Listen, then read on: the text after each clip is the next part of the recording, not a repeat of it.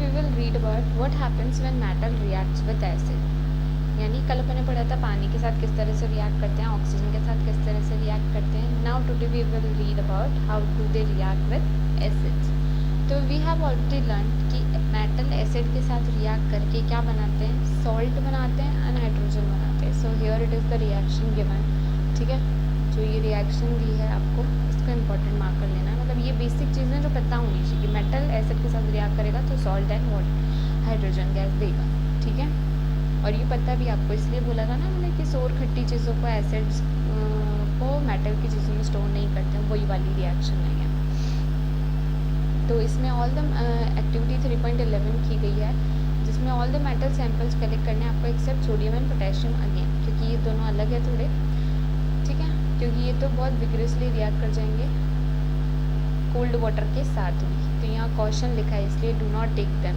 फिर उन सैंपल्स को टेस्ट ट्यूब में लेके उनमें डाइल्यूट HCl डालना है. ठीक है, क्योंकि डाइल्यूट HCl में बहुत सारा वाटर होगा तो मैंने आपको बताया था, इसलिए सोडियम और पोटेशियम आपको नहीं लेना है. फिर टेस्ट ट्यूब में थर्मामीटर डालना है. ठीक है, थर्मामीटर का जो मेन बल्ब होता है वो उसमें डिप होना चाहिए. Observe the rate of formation of bubbles carefully.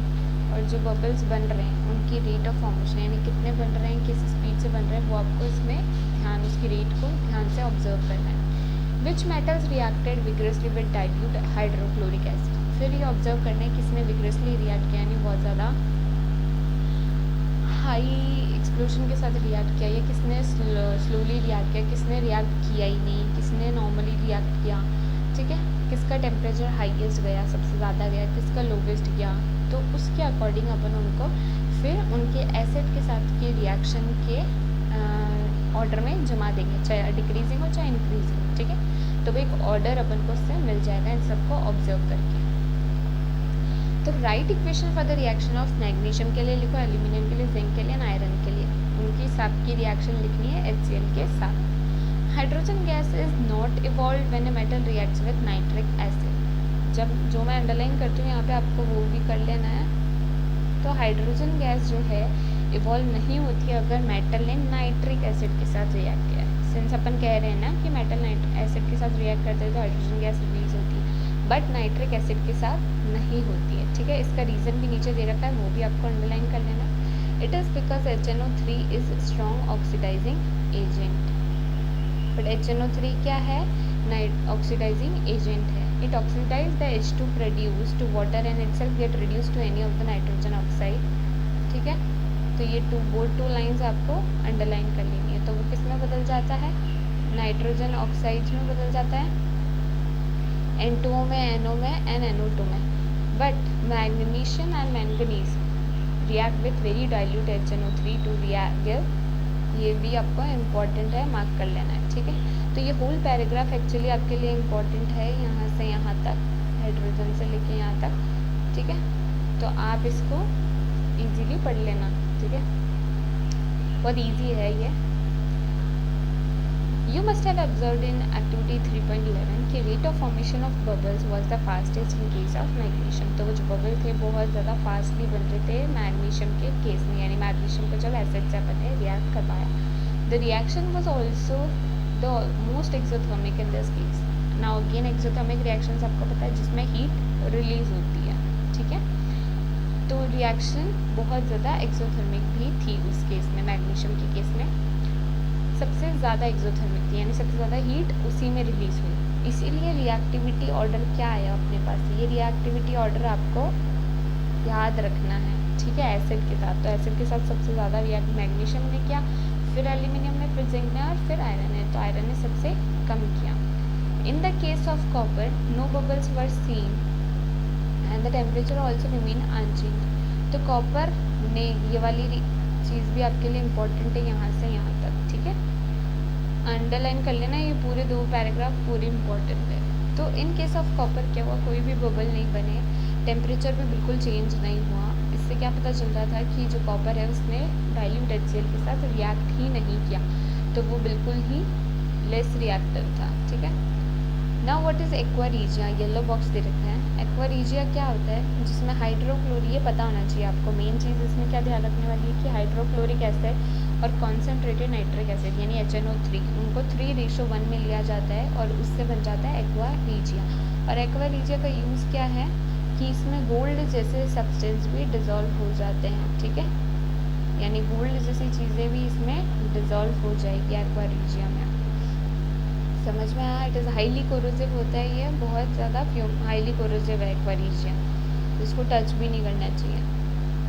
But इसमें फ्यू ऑफ द रीजन्स जैसे गोल्ड और प्लेटिनम वो इसमें डिज़ोल्व हो जाते हैं। How do metals react with solution of other metal salts, यानी कोई भी मेटल होता है वो किस तरह से दूसरे मेटल सॉल्ट के सोल्यूशन के साथ रिएक्ट करता है। एक्टिविटी की गई है।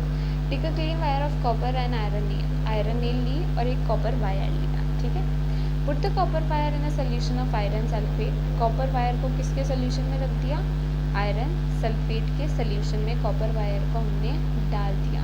आयरन सल्फेट के एक सॉल्ट है, उस सॉल्ट में हमने मेटल मिक्स कर दिया, ठीक है। And the iron nail in a solution of copper sulphate taken in test tubes, और इसके अलावा आयरन नील को हमने किस में डाल दिया, कॉपर सल्फेट के सोल्यूशन में डाल दिया। तो 2 टेस्ट ट्यूब लेके हमने एक्सपेरिमेंट किया।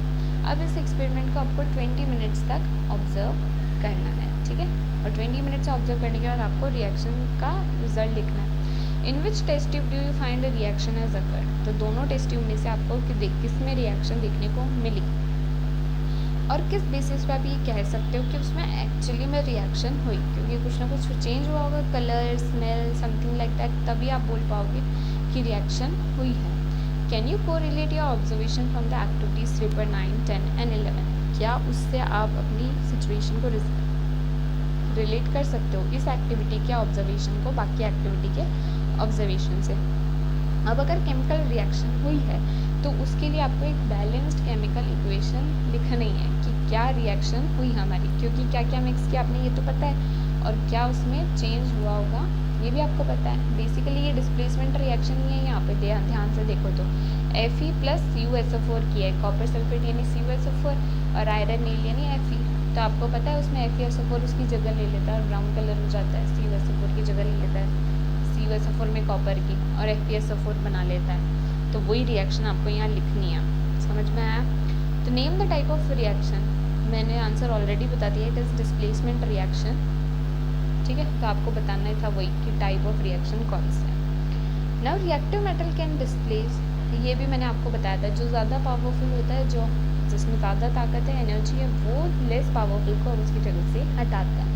तो यहाँ पे वही लिखा है, reactive metals can displace less reactive metal, high reactive metals जो ज़्यादा रिएक्ट कर सकते हैं वो ही डिस्प्लेस कर पाते हैं लेस रिएक्टिव एलिमेंट को, जो लेस रिएक्टिव है उसको अपनी जगह से हटा देते हैं हाईली रिएक्टिव वाले, ठीक है। We have seen in the previous sections that all metals are not equally reactive, हमने ये देखा, ठीक है, कि जो मेटल्स है वो सब के सब बराबर रिएक्टिव नहीं होते, जैसे कि कोई भी दो चीज़ सेम नहीं होती है ऑलमोस्ट कभी भी, ठीक है। तो यहाँ पे भी सारे मेटल्स इक्वली रिएक्टिव नहीं होते हैं। We checked the reactivity of various metals with oxygen, हमने बाकी सबकी, हमने ऑक्सीजन के साथ देखी उनकी रिएक्टिविटी, सबका ऑर्डर अलग अलग था। हमने वाटर के साथ देखी उनकी रिएक्टिविटी, सबका ऑर्डर अलग अलग था। हमने एसिड्स के साथ देखी, सबका ऑर्डर अलग अलग था, ठीक है। अब हम मेटल सॉल्ट्स के साथ देखें तो इसमें भी सबका ऑर्डर जो है अलग अलग आएगा, ठीक है। बट हमने क्या इसके साथ साथ क्या ऑब्जर्व किया कि सारे metals, but all metals do not react with these reagents, यानी लेकिन हमने ये भी ऑब्जर्व किया कि कहीं ना कोई ऐसे मेटल भी थे जो ऑक्सीजन के साथ रिएक्ट नहीं कर रहे थे, जो कभी वाटर के साथ नहीं कर रहे थे, जो कभी एसिड के साथ नहीं कर रहे थे, यानी इसमें कुछ भी फिक्स नहीं है, ठीक है।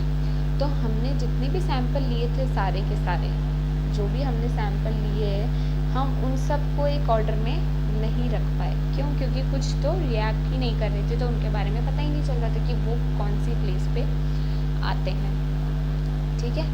सो इसीलिए हमने उनको डिक्रीजिंग ऑर्डर ऑफ रिएक्टिविटी में पुट किया कि ये ज़्यादा रिएक्टिव है, उससे कम ये है, उससे कम ये है, उससे कम ये है, तो सबको एक ऑर्डर में रख पाए हम, ठीक है। जो बिल्कुल ही रिएक्ट नहीं करता वो लास्ट में आ जाता है।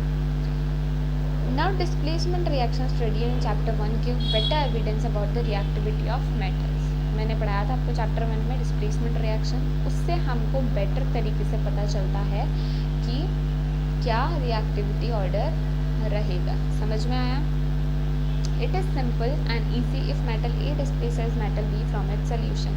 It is more reactive than A.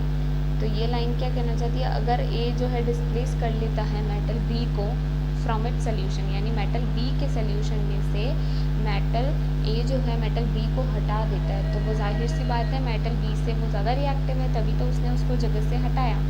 कोई भी लेस पावरफुल इंसान थोड़ी ना मोर पावरफुल पर्सन को हटा पाता है कभी। तो मेटल ए जो है वो ज़्यादा पावरफुल है, उसकी रिएक्टिविटी ज़्यादा है, इसलिए उसने मेटल बी को उसकी जगह से उसके सोल्यूशन में से उसको हटा दिया, जिसके लिए ये इम्पॉर्टेंट रिएक्शन आपको दी गई है। तो इम्पॉर्टेंट है ये, आप ध्यान रखना इसको। Metal A plus salt solution of B gives salt solution of A plus metal B. तो मेटल ए ने मेटल बी को उसकी जगह से हटा दिया और अलग कर दिया। ठीक है, तो अब जो अपन ने एक्सपेरिमेंट किया था उसमें मैंने क्या किया, Fe आयरन को मिलाया था CuSO4 के सोल्यूशन, और फिर आपने वो ऑब्जर्व किया होगा कि उसमें कलर चेंज हुआ, ब्राउन कलर का हो जाता है वो ब्लू से, तो यानी कोई ना कोई केमिकल रिएक्शन हुई है। और इसका मतलब ये था कि आयरन जो है कॉपर से ज़्यादा रिएक्टिव है, वो मोर पावरफुल है। ठीक है, तो यही था। अब यहाँ पे आपको रिएक्टिविटी सीरीज़ दे रखी है। इस रिएक्टिविटी सीरीज़ में आपको जितने भी एलिमेंट्स जो अपने मोस्टली यूज़ आते हैं, ज़्यादातर यूज़ आते हैं, उनकी नाम सहित रिएक्टिविटी ऑर्डर दिया हुआ है। तो ऊपर से नीचे हम जब जाते हैं, potassium, sodium, calcium, magnesium, aluminium, zinc, iron, lead, hydrogen, copper, mercury, silver, gold. तो ऊपर वाले मोस्ट रिएक्टिव लिखा है यहाँ पे, है ना, यानी ये वाले सबसे ज़्यादा रिएक्टिव है, पोटेशियम, सोडियम, कैल्शियम। फिर जैसे जैसे नीचे अपन आते हैं रिएक्टिविटी कम होती जाती है। तो देख रहे हो, इस एक्टिविटी के थ्रू पता चल जाएगा, इस टेबल के थ्रू, कि किसकी रिएक्टिविटी क्या है। तो जैसे पोटेशियम है, पोटेशियम बाकी सबको डिस्प्लेस कर देगा उनकी जगह से, क्योंकि पोटेशियम सबसे ज़्यादा रिएक्टिव है, तो वो सबको हटा सकता है जो जो उसके नीचे आ रहे हैं इस लिस्ट में। ठीक है, अब अगर मैं जिंक की बात करूँ तो जिंक अपने से नीचे वालों को सबको हटा सकता है, वो अपने से ऊपर वालों को एक को भी नहीं हटा सकता। ठीक है, क्योंकि वो अपने से कम रिएक्टिव वालों को ही हटा पाएगा उनकी जगह से। तो जिंक बाकी सबको हटा देता है, आयरन को, लीड को, हाइड्रोजन को, कॉपर, मरकरी, सिल्वर, गोल्ड। ठीक है, और गोल्ड वगैरह जो है ये किसी को भी नहीं हटा पाते हैं, इसीलिए तो गोल्ड किसी से रिएक्ट ही नहीं करता, बहुत कम रिएक्ट करता है गोल्ड और सिल्वर, क्योंकि ये बहुत लेस रिएक्टिव है, तो ये किसी के साथ बॉन्ड बना ही नहीं पाते हैं, है ना, किसी और के बॉन्ड को तोड़ के अपनी जगह ही नहीं लेते हैं, तो ये उसमें मिक्स ही नहीं होंगे, तो नया कंपाउंड बनाएंगे ही नहीं, इसलिए बहुत कम रिएक्ट करते हैं किसी भी चीज़ के साथ। और इनको रिएक्ट करवाना भी हो तो बहुत एक्सट्रीम कंडीशंस देनी पड़ती, तब जाके ये रिएक्ट करते हैं किसी चीज़ से।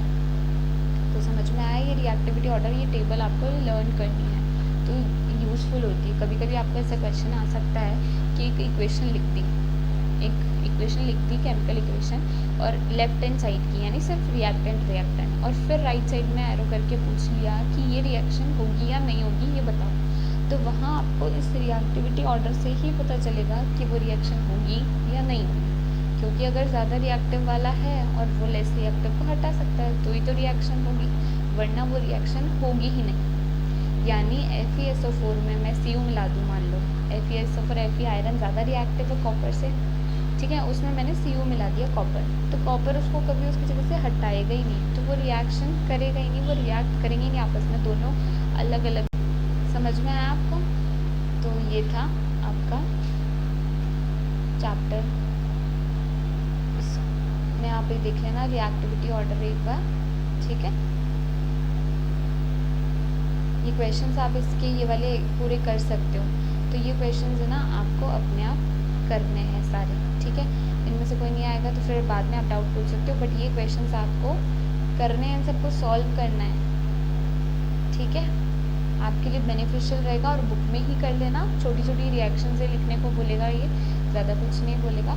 तो एक बार आप इसको अच्छी तरह सॉल्व कर लें तो इससे आपके कॉन्सेप्ट जो है वो क्लियर हो जाएंगे। ठीक है, थैंक यू।